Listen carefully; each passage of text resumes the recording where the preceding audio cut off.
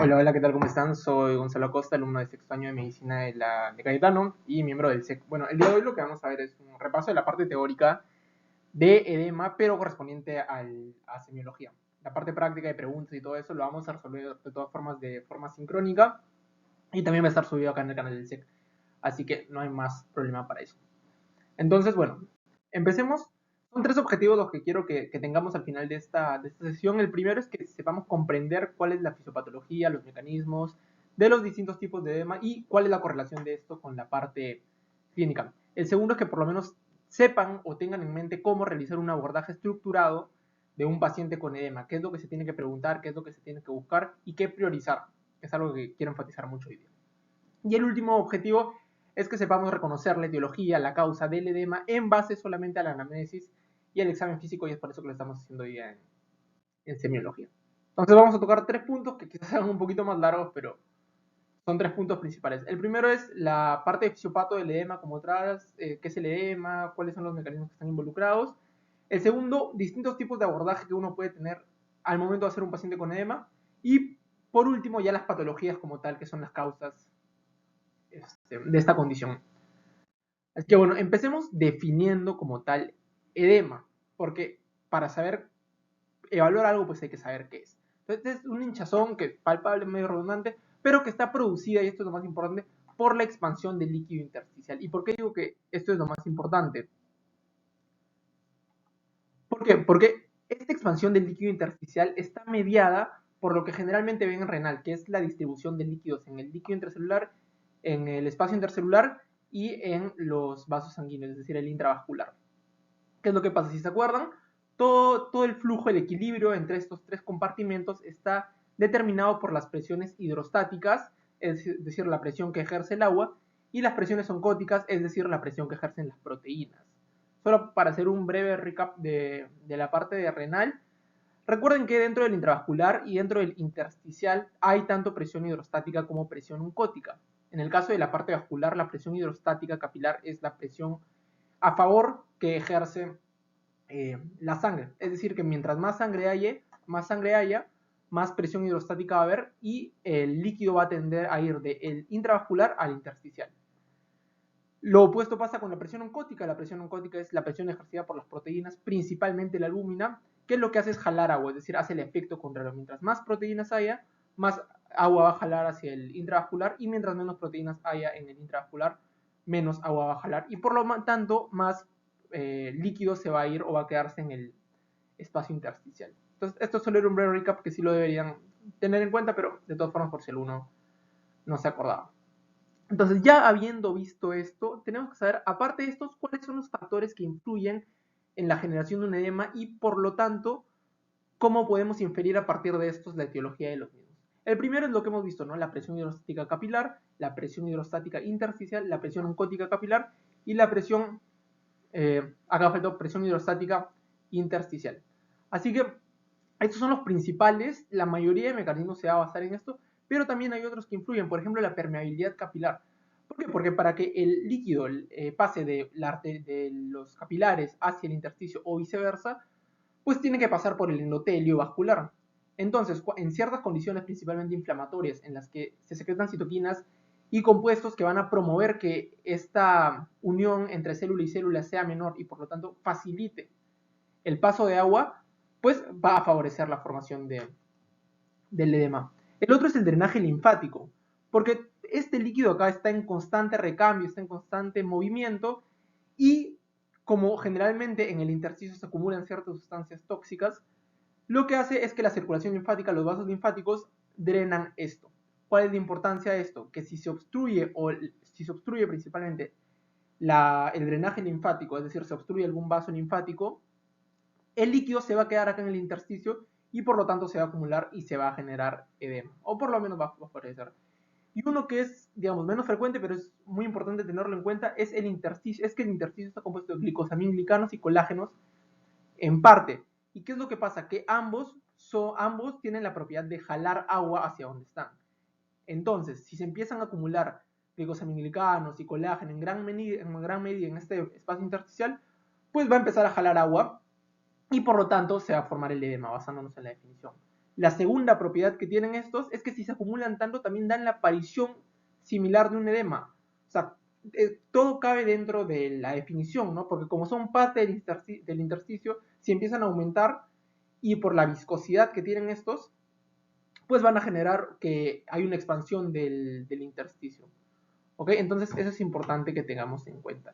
Y hay unos datos que pueden ayudar como no, pero lo primero es que se necesita mínimo 2.5 litros de agua como que acumulada en general para que se note el edema, para que haga efecto. Lo segundo es que la formación del edema como tal representa una compensación renal, es decir, una función renal adecuada. ¿Por qué? Porque lo que hace el cuerpo es que empieza a retener agua y sodio y eso termina en la formación de edema. ¿Ok? Entonces, esos son los 3 datitos. Ahora vayamos al abordaje como tal. Hay 4 formas, por lo menos que yo he determinado, por la que uno puede inferir de dónde viene el edema, que es el tiempo de enfermedad, los mecanismos de acción, si hay o no fobia presente, y por último si es generalizado o localizado, que generalmente es miembros inferiores o en alguna parte específica del cuerpo. ¿Okay? Entonces, con el tiempo de enfermedad lo que tenemos que determinar es si es agudo o crónico. En la parte de mecanismos de acción se relaciona mucho con lo que hemos visto ahorita, que es la parte de las presiones, las proteínas, si hay obstrucción o no linfática. El tercer punto de con o sin fobia va a la mayoría de causas de edema van a ser con fobia, sin embargo, la presencia de ciertos componentes nos va a hacer ver que un edema no tiene fobia, por lo tanto inferir la causa que vamos a ver en un momento. Entonces, a esto es a lo que me refiero con fobia si no lo han llegado a ver hasta ahora. Este es un miembro inferior, un pie y un tobillo con edema. Acá se ve como está hinchado. Y cuando uno presiona con un dedo, deja como un espacio profundo. A eso es a lo que se le llama fobia o previamente signo de Ode, ¿no?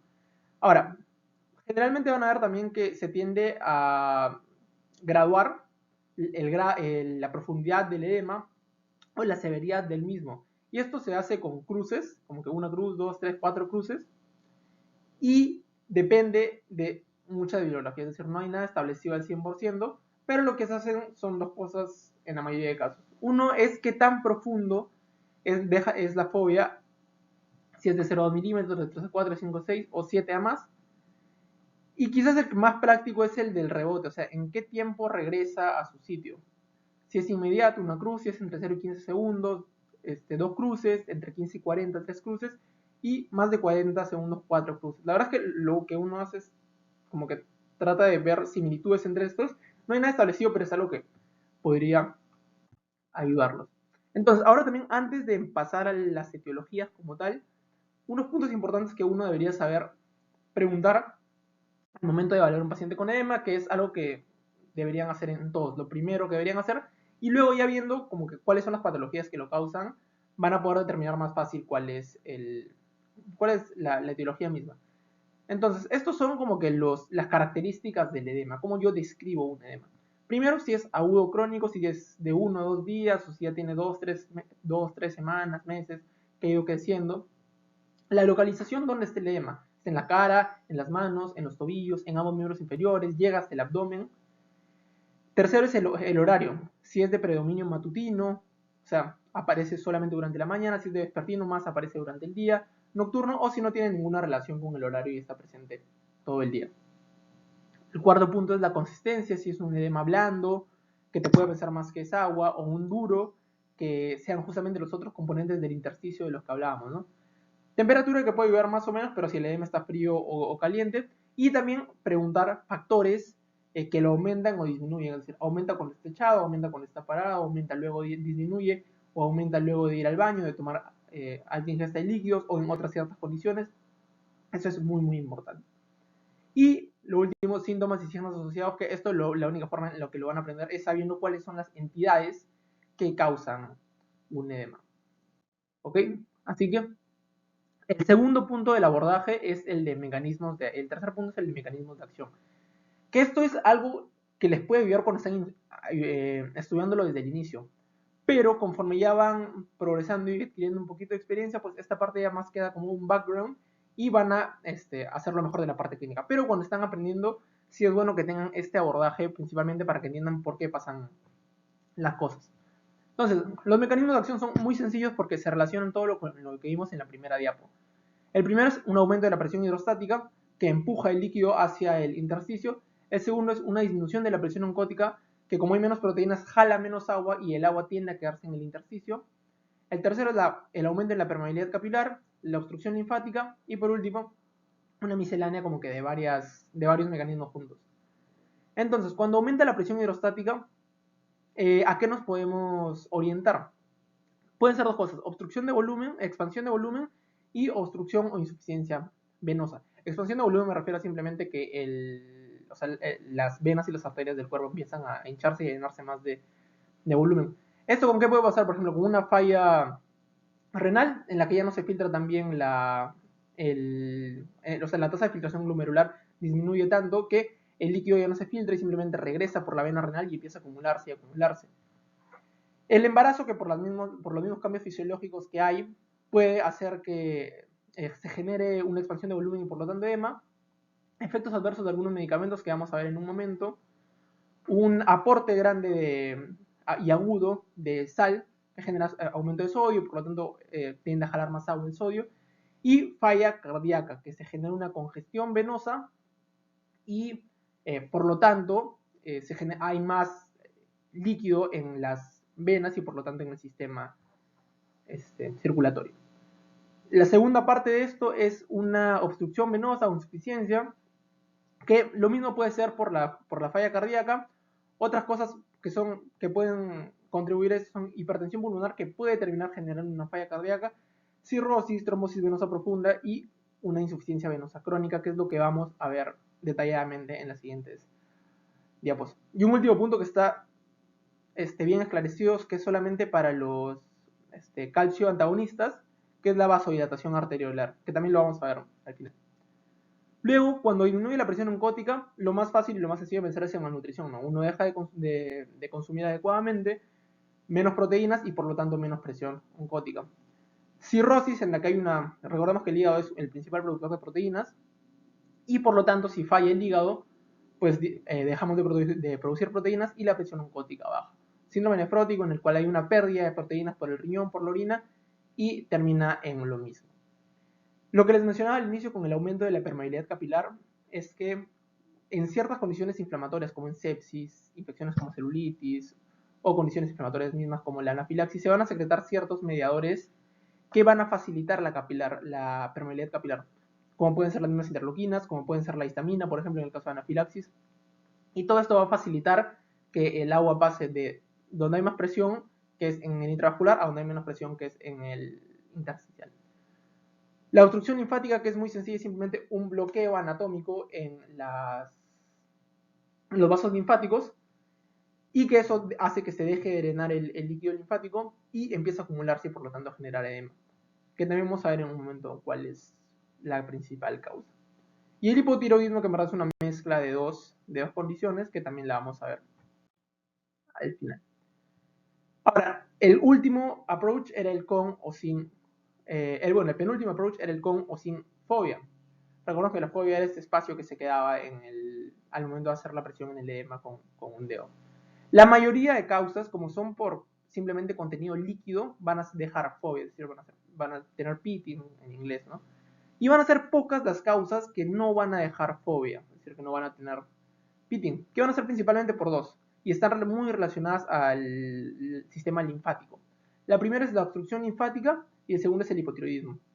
La obstrucción linfática por linfedemas, mastectomías, en las que generalmente también cuando se quita la mama, pues también se quitan los ganglios cercanos.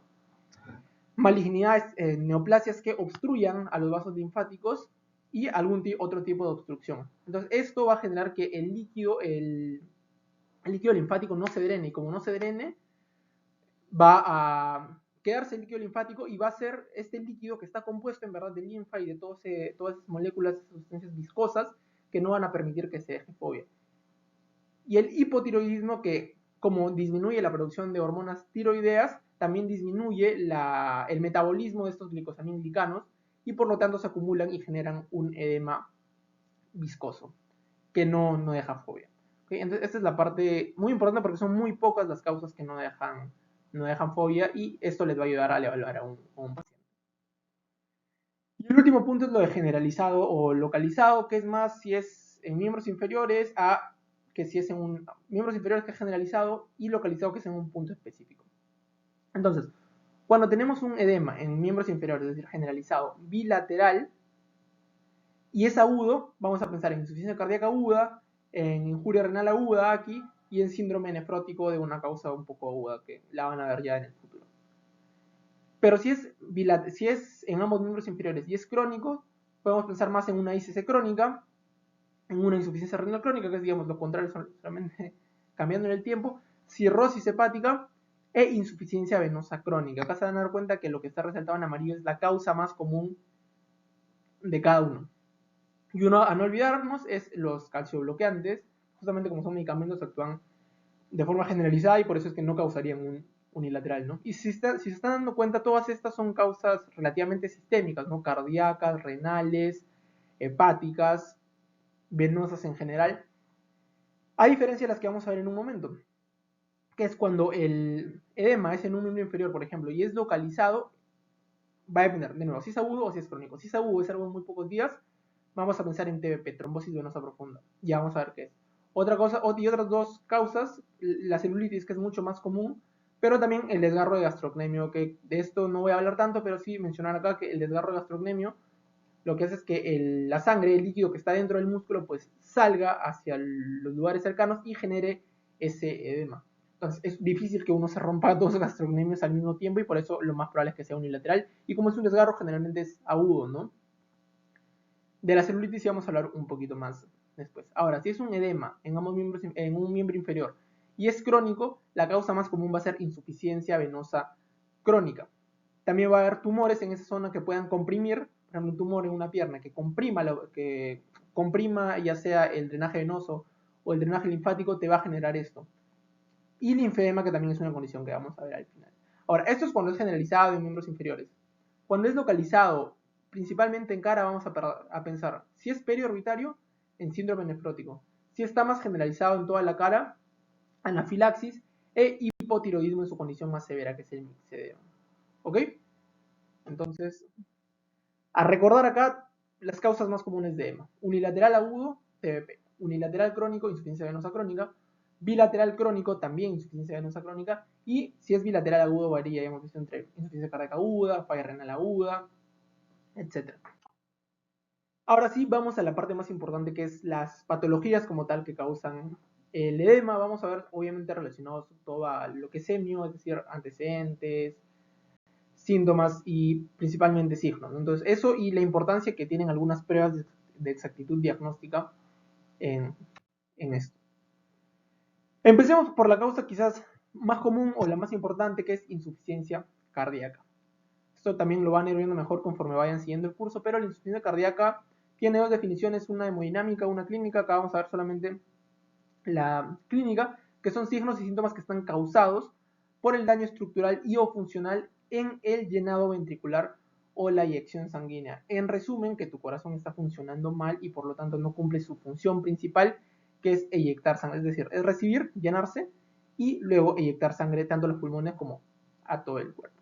Entonces, solo para darles una breve intro, la insuficiencia cardíaca se puede clasificar en varias formas. Una es si es de corazón derecho o si es de corazón izquierdo. Recordemos primero el flujo de la sangre acá, por si alguien no se acuerda al 100%, que es que la sangre pues llega por la aurícula izquierda, por la aurícula derecha, pasa al ventrículo derecho, de ahí sale hacia los pulmones oxigenan la sangre, regresa al ventrículo izquierdo, a la aurícula izquierda, luego al ventrículo izquierdo y por último sale hacia toda la circulación sistémica. ¿Por qué es importante esto? Porque cuando falla el corazón, cuando fallen los miocitos o por alguna otra causa de insuficiencia cardíaca, pues el corazón va a empezar a acumular sangre, va a dejar de eyectar y la sangre se va a empezar a acumular. Y va a seguir el flujo contrario al flujo normal, es decir, va a tener un flujo retrógrado. Va a pasar, en vez de ir del ventrículo izquierdo a la circulación sistémica, va a empezar a quedarse, estancarse, y la sangre va a empezar a retornar del ventrículo izquierdo a la aurícula izquierda, luego a los pulmones, de los pulmones por los vasos pulmonares hacia el ventrículo derecho, luego hacia la aurícula derecha y al final empieza a retornar a la sangre y eso es por eso decíamos que la falla cardíaca era una causa de edema por una expansión de volumen, porque se empieza a acumular la sangre y por lo tanto el cuerpo empieza en las venas, principalmente la vena cava inferior y superior, empiezan a expandirse, y eso genera algunos de los síntomas que vamos a ver ahora. Entonces, para hacer un breve recap de insuficiencia cardíaca izquierda, disminuye la eyección sanguínea, eso hace que se acumulen las cámaras cardíacas, primero el ventrículo izquierdo, esto genera un flujo retrógrado hacia los pulmones, aumenta la presión en los vasos pulmonares o en los vasos sistémicos dependiendo, y eso al final es lo que causa los síntomas y signos que vamos a ver ahora. Entonces, como les dije, pues esta es la parte de la insuficiencia cardíaca derecha. Generalmente una insuficiencia cardíaca derecha está causada por una insuficiencia cardíaca izquierda. ¿Por qué? Porque el flujo que empieza a hacer que se acumule acá hace que llegue mucha sangre hacia el ventrículo derecho. Entonces ese ventrículo derecho se empieza a remodelar y deja de funcionar también como lo hacía en condiciones normales por toda la sangre que le está sobrecargando la falla del ventrículo izquierdo. Entonces, ¿cómo es una falla cardíaca? En verdad va a tener factores de riesgo cardiovasculares, como son una enfermedad coronaria previa que tenga por aterosclerosis, por ejemplo, hipertensión, diabetes, que son dos de las principales que deberían preguntar siempre en un paciente con sospecha de insuficiencia cardíaca, alguna arritmia que tenga que haga que el corazón ya no funcione adecuadamente, la presencia de obesidad por justamente la aterosclerosis en las coronarias, y el tabaco, que también es un factor de riesgo principal para falla cardíaca. Entonces, esos son los factores de riesgo que deberían preguntar al momento de hacer una historia clínica. Ahora, ¿cuáles son los síntomas o los síntomas signos que van a ver en pacientes con falla cardíaca? Yo los divido en tres que son basados en la fisiopatología. El primer grupo que son los congestivos, el segundo que son los síntomas signos de hipoperfusión, y el tercero que son los de los simpáticos o cardíacos. Vamos a ver acá que es donde es la mayor variedad de síntomas, y se llaman congestivos justamente por la congestión vascular que hay, ¿no? Hay una congestión de líquido en el sistema venoso que llega al corazón por todo el flujo retrógrado. Entonces, ustedes, si recién están empezando, pues una forma fácil de acordarse de todo es ir de arriba hacia abajo, ¿no? Entonces, como el corazón empieza a acumular sangre, pues la sangre va a regresar por la vena cava, ya sea superior o inferior. Cuando regresa por la vena cava superior, va a aparecer lo que llamamos ingurgitación yugular. ¿Qué es lo que están viendo acá? Es un aumento en la turgencia de la vena yugular, principalmente derecha por la ubicación de esta con el corazón, ¿no? Entonces, eso es lo primero. Luego, ¿qué vamos a ver en la parte de tórax y pulmones? Vamos a ver que hay disnea. ¿Por qué? Porque en los pulmones, como se empieza a quedar el líquido, se estanca el líquido en los vasos pulmonares, esto va a generar un disnea, como una sensación de falta de aire que va a progresar a medida que la falla cardíaca empeore. Lo segundo y tercero van a ser ortopnia y la disnea paroxística nocturna. La ortopnia es la sensación de falta de aire o la aparición de dificultad respiratoria cuando uno se pone en decúbito. Y la disnea paroxística nocturna es algo similar, es decir, es la aparición de síntomas de falta de aire o dificultad respiratoria luego de varias horas al estar dormido. Por eso se llama nocturna. Generalmente el paciente te dice pues que se despierta durante las noches porque le falta el aire. Entonces, ¿esto por qué ocurre? Porque cuando uno está parado, la gravedad hace que la sangre vaya hacia abajo. Es decir, la congestión que llega a los pulmones no es tan grande. La sangre que se está quedando en las venas de miembros inferiores no sube tanto por la gravedad justa, y por lo tanto el edema pulmonar que se genera es menor. ¿Qué es lo que pasa? Que cuando nos ponemos en decúbito, este contenido líquido que cuando estábamos parados estaba en los miembros inferiores o tendía a acumularse en los miembros inferiores, empieza a redistribuirse, es decir, hay una redistribución de flujo y genera que en vez de quedarse solamente en miembros inferiores se distribuye en todo el cuerpo, y todo el cuerpo incluye los pulmones. Por lo tanto, cuando uno está en decúbito, el edema pulmonar aumenta y aumentan los signos y aparece la ortopnia y la disnea paroxística nocturna. Vendopnia, que es la sensación de falta de aire cuando uno se inclina hacia adelante.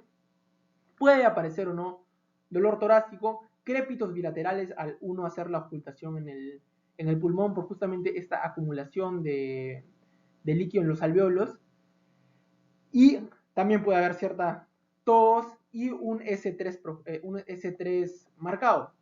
Recuerden que el S3 no se presenta generalmente y se va a presentar cuando hay un llenado ventricular contra un ventrículo izquierdo sobrecargado, que es el caso de la falla cardíaca izquierda.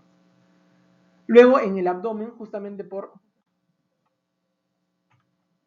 no aparece, pero en el abdomen, por toda la congestión que hay, va a empezar a bajarnos la vena cava inferior, va a llegar hacia las venas hepáticas, hacia el hígado, entonces el hígado va a empezar a crecer y se va a generar hepatomegalia. Otro signo importante es el reflujo hepatoyugular, que es uno al hacer presión en el cuadrante superior derecho. La técnica es más específica, pero a grandes rasgos así, cuando uno hace presión en el cuadrante superior derecho, nota la aparición de ingurgitación yugular.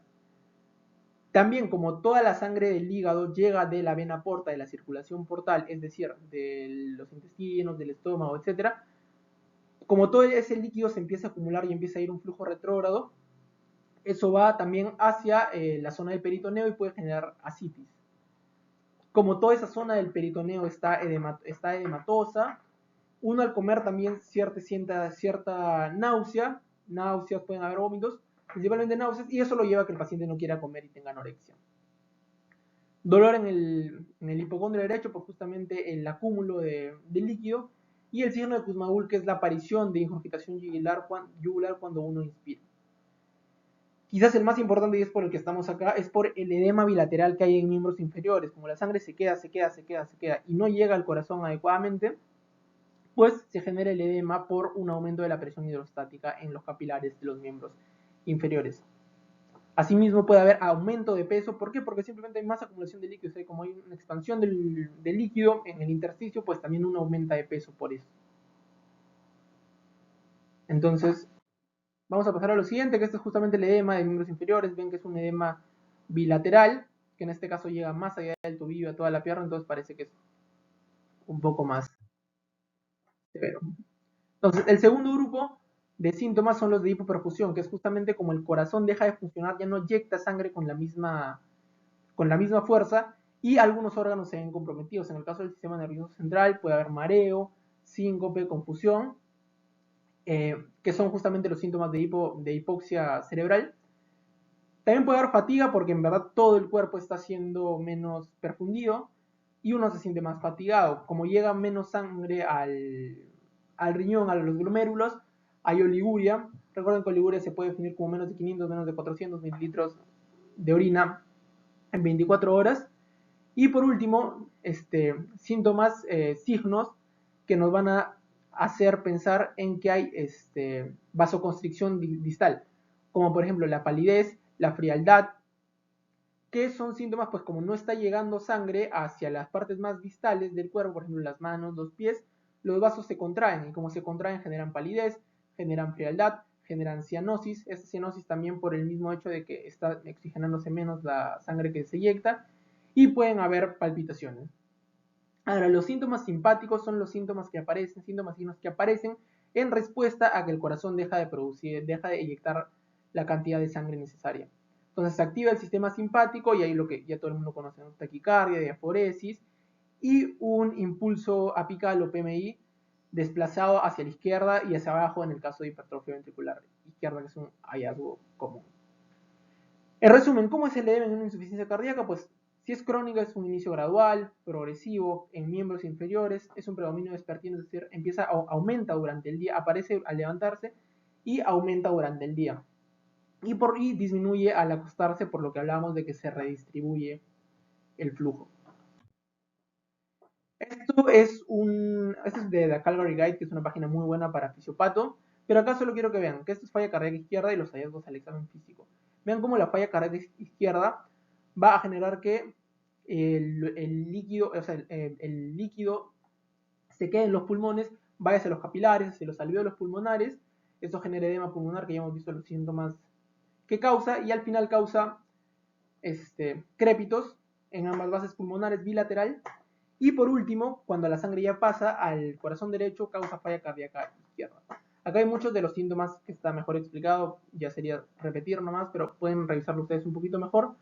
Que está lo que hablamos de que tienes unas extremidades más frías, hay cianosis periférica, están los síntomas simpáticos como diaforesis, taquicardia, taquipnea, va a haber oliguria, una confusión, un estado mental alterado, ¿no? Entonces acá está mucho más específico por si desean revisarlo, porque esto al final no es una clase como tal de falla cardíaca. Acá está lo mismo, pero para falla cardíaca derecha están viendo que el aumento de la ingurgitación yugular, el aumento de la presión venosa yugular, edema periférico, hepatoesplenomegalia y algunos algunos otros que les puede ayudar.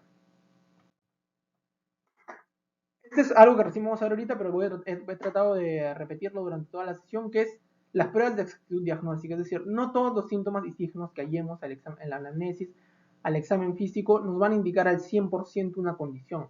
¿Y esto cómo se mide objetivamente? Con pruebas de exactitud diagnóstica, sensibilidad, especificidad, índices de verosimilitud, o sea, los LRs, LRs positivos, negativos, que también vamos a tener un video de esto.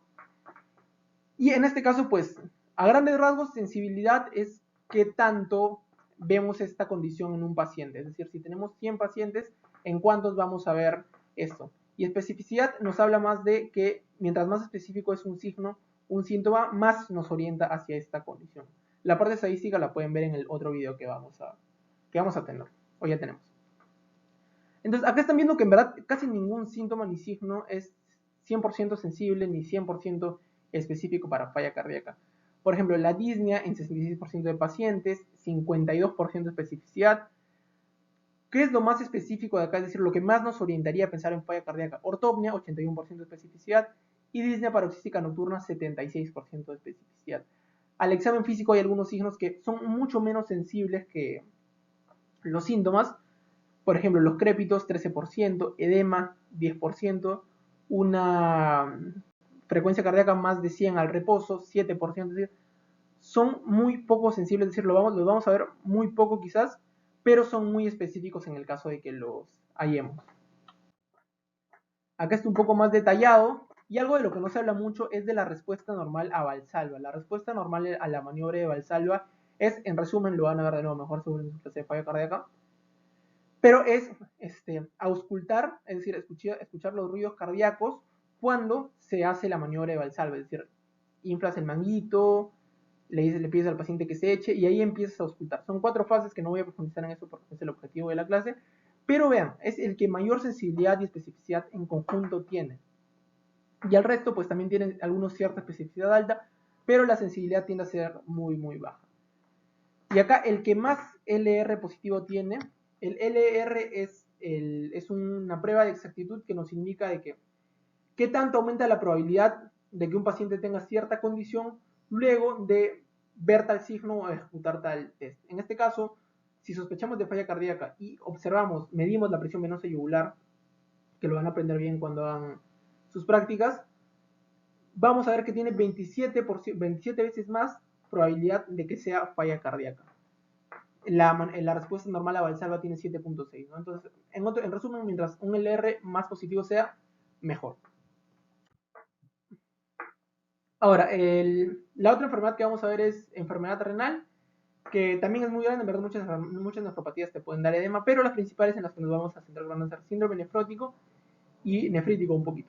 Entonces, el síndrome nefrótico es básicamente una glomerulopatía en la que hay un aumento a la permeabilidad de proteínas en el glomérulo. En resumen, que se pierden más proteínas en la orina. Y eso está caracterizado, algunos dicen una triada, a mí me gusta más ponerlo en una tétrada, que son estos que están viendo acá. Una proteína en rango nefrótico, es decir, que al medir las proteínas en orina tienes más de 3.5 gramos en 24 horas, hipoluminemia sérica, con hipoluminemia, menor a 3 gramos por decilitro, edema, y además dislipidemia y lipiduria. Dislipidemia, que es un aumento en los lípidos, y lipiduria, que es justamente como hay tantos lípidos, pues se empiezan a perder en la orina. ¿Ok?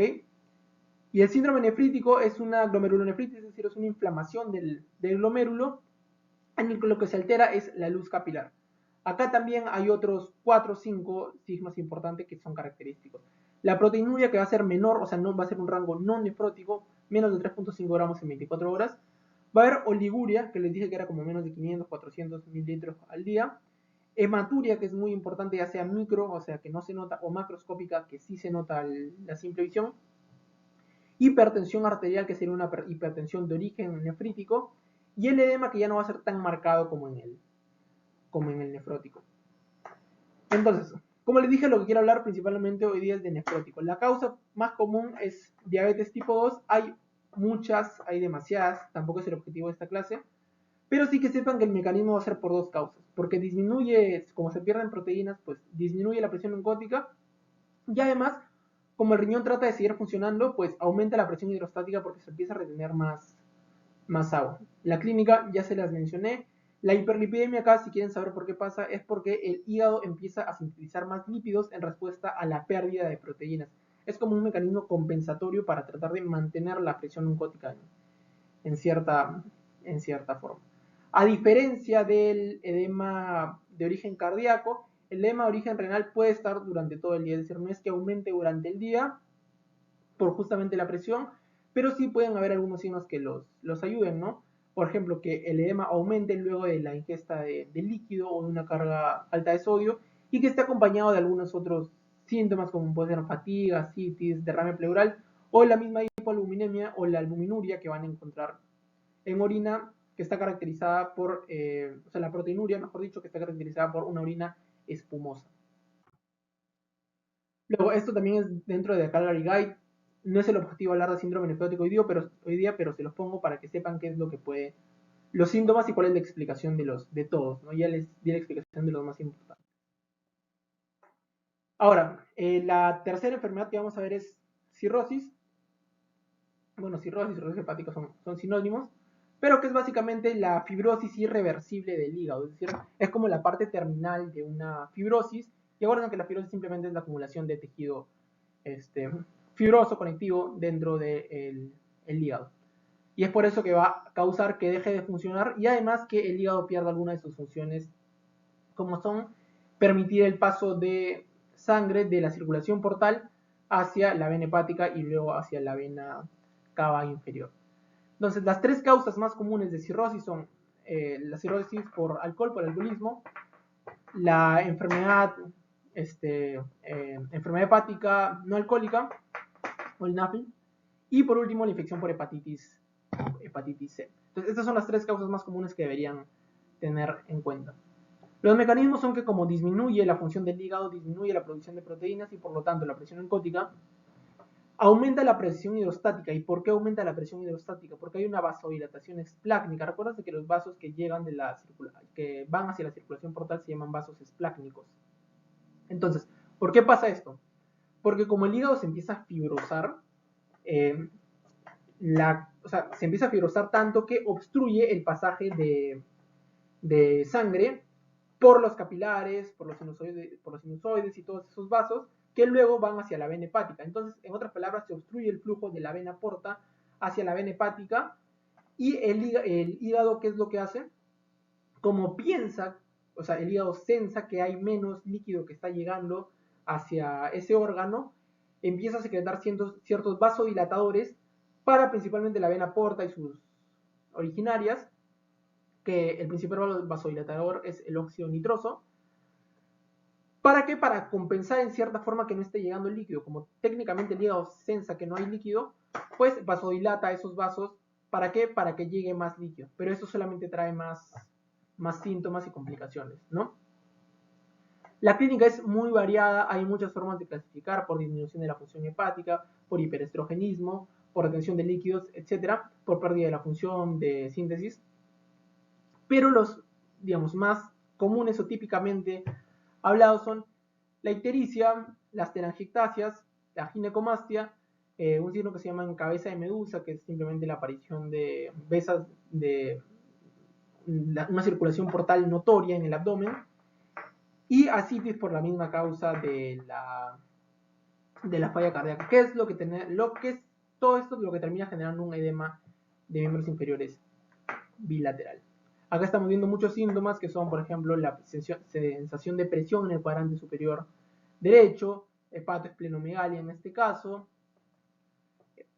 Como hay menos proteínas que se sintetizan, uno puede estar en un estado como que caquético, fatigado. Esto es a lo que llamamos telangiectasias, eritema palmar. Acá estamos viendo ictericia en la cara del paciente, ginecomastia, asitis y pues el edema en miembros inferiores. Para hablar un poco más de la fisiopato y el por qué se causan estos síntomas, acá están viendo qué es lo que pasa. Esta es la circulación portal, acuérdense que pues todos los vasos la mayoría de vasos del estómago, de los intestinos, terminan desembocando su sangre que jalan de acá, de la pared intestinal, hacia el hígado por medio de la vena porta. Entonces, como acá se empieza a acumular sangre, la sangre de nuevo hace un flujo retrógrado a estas zonas y por un aumento de la presión hidrostática en estos vasos aumenta la cantidad de líquido que pasa de los capilares hacia el intersticio de esta zona que es el espacio peritoneal, el peritoneo. Y por eso se genera ascitis y la barriga se empieza a hinchar, se genera edema, entonces uno cuando come pues siente la anorexia, que es lo mismo que pasaba en falla cardíaca. Acá un poquito de la parte de hipertensión portal. Esto acá es solamente un tratamiento, no es que lo tienen que saber, pero sí esto. ¿No ven cómo el hígado se empieza a fibrosar, se empiezan a obstruir la sangre que trata de entrar al hígado para luego pasar hacia la vena hepática? Y por lo tanto se generan anastomosis cercanas y vasodilatación esplácnica, que es el segundo mecanismo del que hablábamos, ¿no? De la congestión. Igual que en falla cardíaca, igual que en síndrome nefrótico, esta no es una clase de cirrosis, pero sí es bueno que tengan por lo menos conocimientos básicos del por qué ocurren las cosas. Acá está un poquito resaltado todo lo que les he dicho ahorita, por qué se causa el edema periférico, por qué se causa la ascitis, las consecuencias de la insuficiencia hepática y de la hipertensión portal, que es el resultado final, ¿no? De nuevo, para cirrosis hepática también hay demasiados síntomas, hay demasiados signos, y hay algunos que nos van a ayudar más que otros. Por ejemplo, acá están viendo que la palpación de un hígado, de un borde hepático firme, tiene una sensibilidad de 73% y 81%. Y eso es algo que no necesariamente siempre se hace. Por ejemplo, telangiectasias tienen una sensibilidad del 46%, una especificidad mucho más alta del 89%. Eritema palmar, que el eritema palmar del cirrótico se caracteriza por un eritema que evade el centro de la palma, es decir, está en la periferia. Tiene solamente 46% de sensibilidad, pero 91% de especificidad. Las uñas de Terry, que es un hallazgo que lo van a ver mejor en pie y anexos, tiene una sensibilidad baja, pero una especificidad muy, muy alta. Entonces no siempre van a ver esto, es poco común que lo vean, pero cuando lo vean sugiere mucho que sea cirrosis. Y lo mismo con pérdida del cabello, con esplenomegalia, con ictericia y ginecomastia. No son hallazgos que tienen mucha especificidad, pero la sensibilidad es variable. Acá, algo similar, he tratado de hacer un poquito corta esta tabla porque era muy, muy grande, pero están viendo que hay muchos síntomas, signos que son específicos, las uñas de Terry, la ginecomastia, las venas abdominales distendidas, que tienen una especificidad muy alta, superior al 90-85%, pero la sensibilidad sigue siendo muy baja. En resumen, ¿qué es lo que importa acá? Que ustedes, el diagnóstico de la mayoría de estas condiciones se hacen con una combinación de síntomas y signos, es decir, no hay algo relativamente patognomónico, es decir, que solamente esté presente en esta enfermedad, pero sí la combinación de síntomas y signos van a ayudar a buscar. Y que no esté alguno de ellos no significa que no haya cirrosis. Esto es lo mismo, pero ya para, en vez de examen físico, para un poco de anamnesis y de antecedentes. Está viendo que diabetes, un sangrado menor en la nariz o en las mucosas y el uso de alcohol no son tan sensibles, pero tienen relativamente especificidad. Es decir, es bueno preguntar por estos antecedentes porque pueden ayudarnos. Así como una hemorragia digestiva alta. Síntomas como fatiga, debilidad, prurito y anorexia tampoco es que sean tan sensibles y tampoco son tan específicos. ¿Por qué? Porque estas, fatiga, debilidad, prurito y anorexia, la verdad es que son síntomas generales y pueden pertenecer a un montón de condiciones. La cuarta patología, que es la trombosis venosa profunda. Esta trombosis venosa profunda es simplemente una formación, la definición es una formación de un coágulo en las venas profundas, porque acuérdense que el sistema venoso se divide en superficial y profundo. Superficial es tromboflebitis y profundo es trombosis venosa profunda. Entonces, cuando se forma un coágulo en las venas profundas es lo que vamos a llamar TBP. Hay muchos factores de riesgo, hay factores de riesgo mayores, menores, por lo menos los más entre comunes, y los que les van a mencionar es pacientes que están inmovilizados, por ejemplo, alguien que haya tenido un trauma medular y esté inmovilizado de por vida, pacientes hospitalizados, pacientes que están echados mucho tiempo en cama, o que vienen de un viaje súper largo en avión o en bus. Personas sedentarias, personas que hayan tenido alguna cirugía, principalmente de huesos largos o de pelvis en las últimas 12 semanas o hasta 3 meses, y pacientes con neoplasias o con síndromes autoinmunes activos también predisponen a la formación de coágulos. La presentación clínica es relativamente clásica, también es un conjunto de síntomas y signos. Es la aparición de edema, dolor, calor, eritema, es decir, signos de flebosis de forma unilateral y de forma aguda. O sea, no es que aparezcan en 1, 2, 3, 4 semanas, sino que aparecen de forma aguda, es decir, en horas.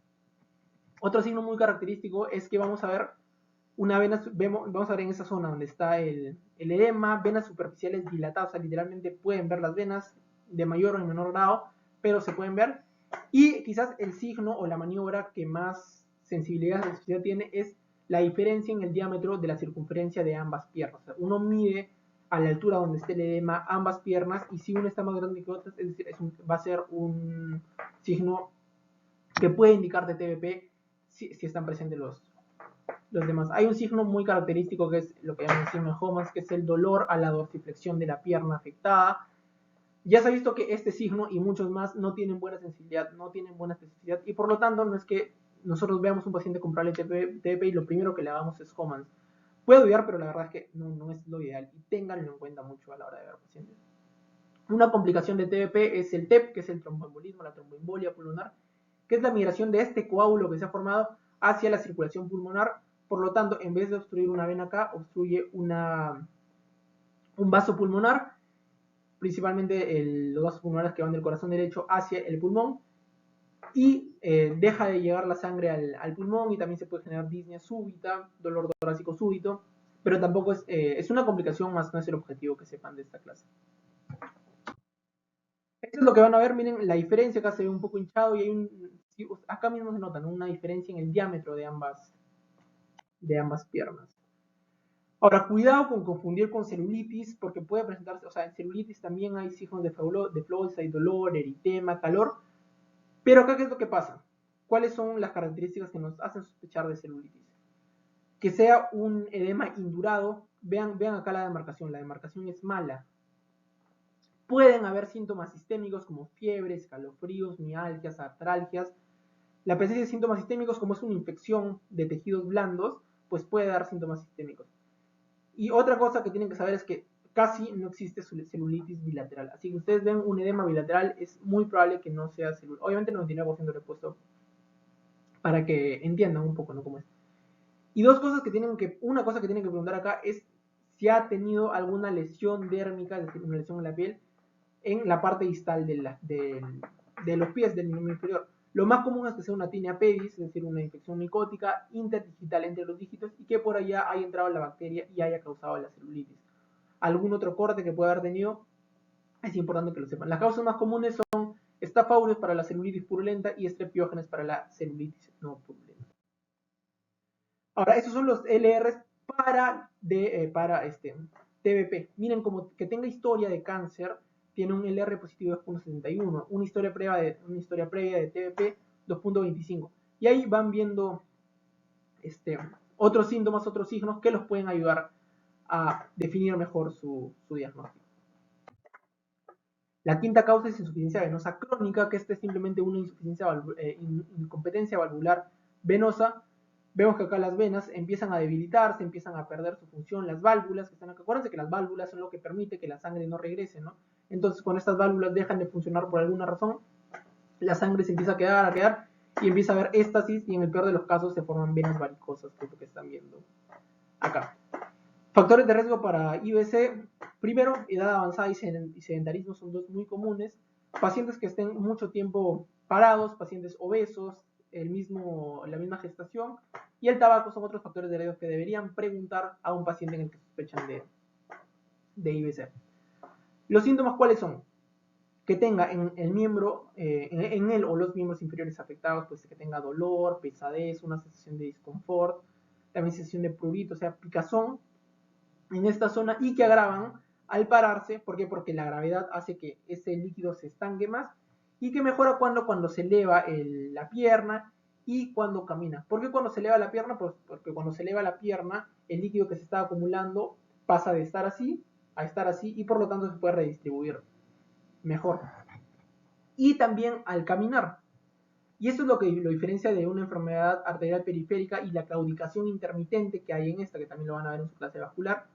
Pero en la enfermedad arterial periférica hay un síntoma muy característico, que es la claudicación intermitente, que es el dolor en miembros inferiores cuando uno empieza a hacer actividad física, y ahí empeora, mientras que acá mejora el dolor. Hay otros signos que también vamos a ver, que es lo primero por lo que estamos acá, que es un edema que puede ser tanto unilateral como bilateral, y cambios dérmicos importantes, que puede ser una pigmentación de color media amarilla, media marrón, media rojiza, pero una alteración en la pigmentación en esa zona, dermatitis y en el peor de los casos podrían haber hasta úlceras en esa zona. Acá es lo que están viendo el edema, están viendo la hiperpigmentación y algunos otros cambios dérmicos que se podrían ver si estuviéramos más cerca. Estas son las venas varicosas, lo que les decía, que es a lo que llega finalmente una vena que no ha sido tratada y que tiene insuficiencia venosa. Y ahora continuamos con otras causas de edema que pueden ser un poco más misceláneas, pueden ser un poco más raras, pero las hemos agrupado acá porque siempre es necesario recordarlas. La primera es anafilaxis.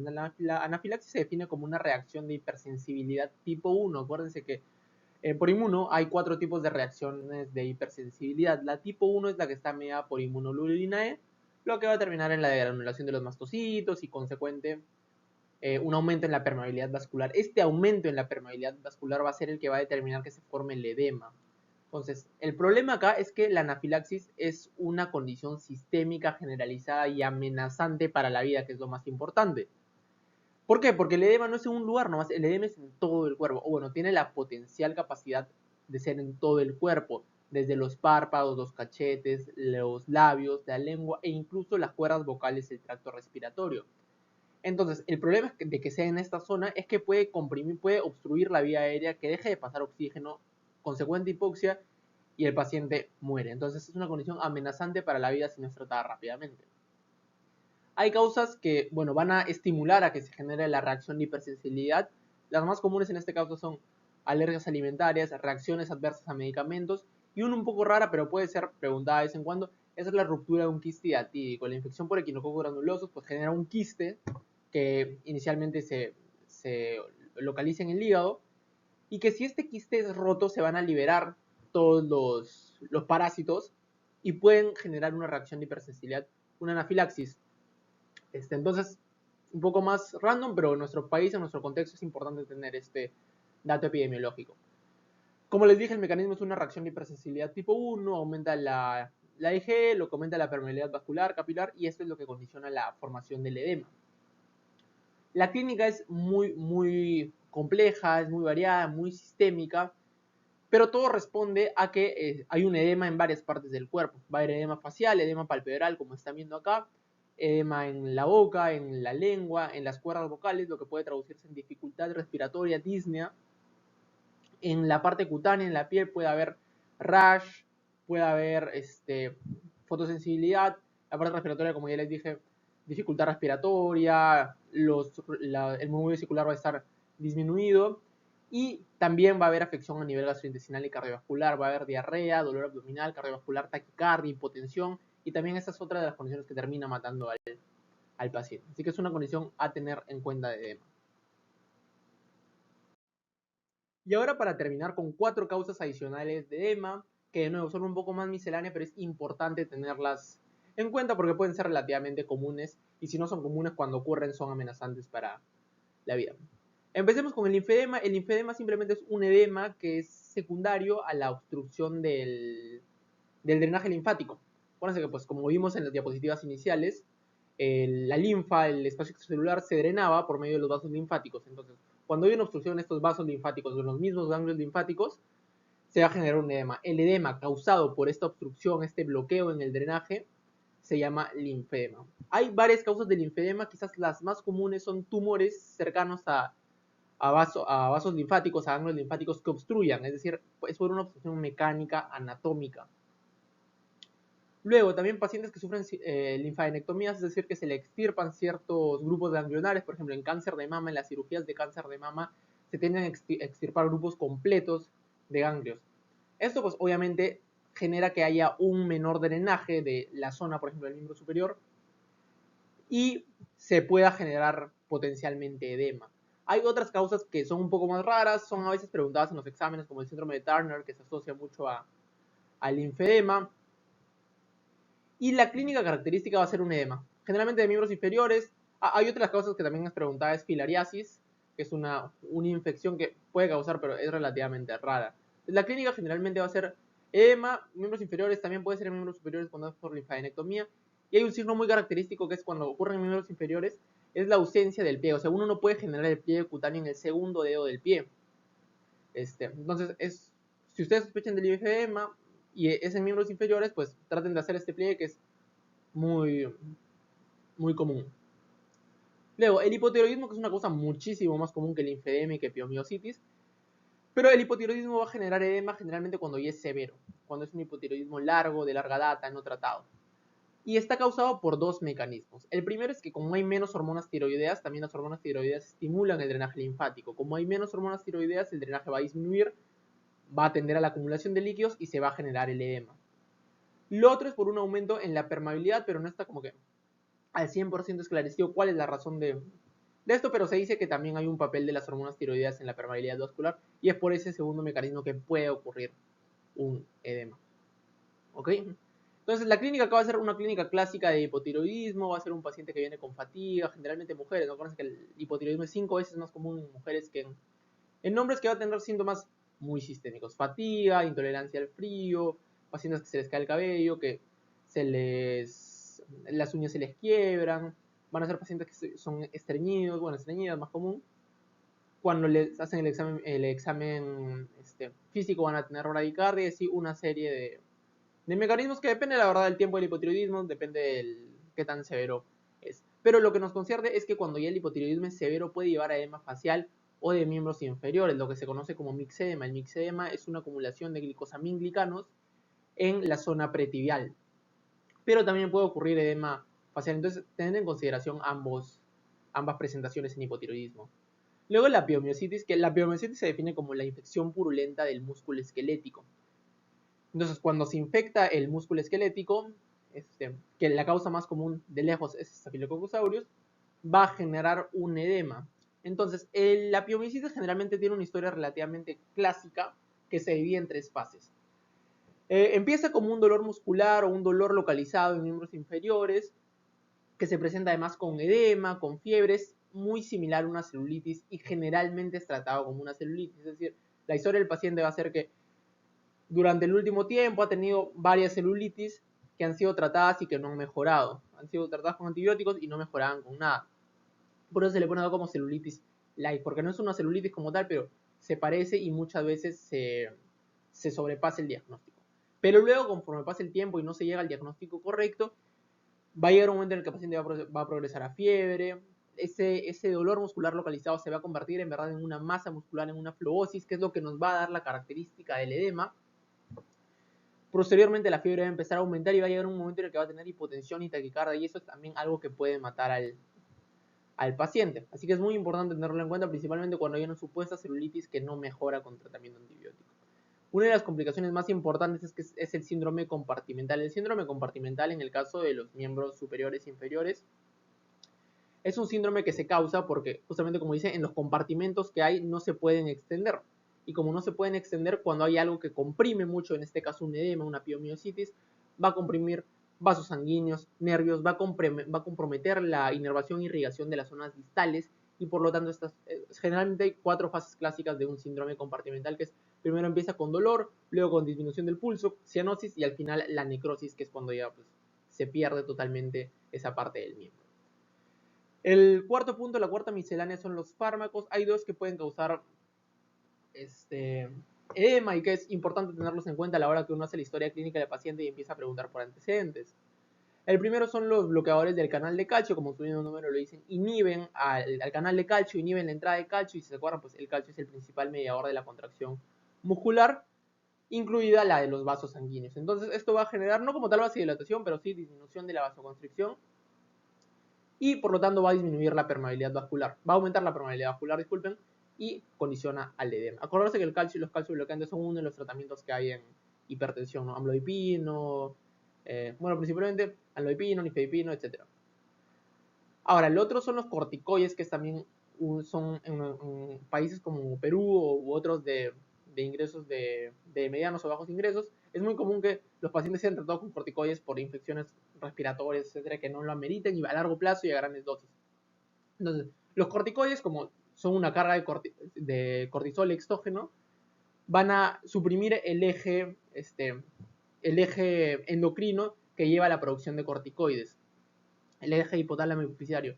Entonces, como hay demasiados corticoides, pues el hipotálamo y la hipófisis dicen, bueno, dejo de producir corticoides y pero igual tienes una carga excesiva de corticoides y eso genera hipercortisolismo. Entonces, la terapia prolongada con corticoides a gran dosis causa síndrome de Cushing. El síndrome de Cushing como tal es el hipercortisolismo manifestado clínicamente.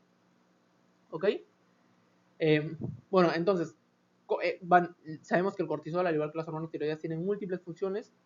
Y en el caso de un exceso de corticoides, pues también va a haber edema facial, principalmente edema facial. Y puede haber en otras partes del cuerpo.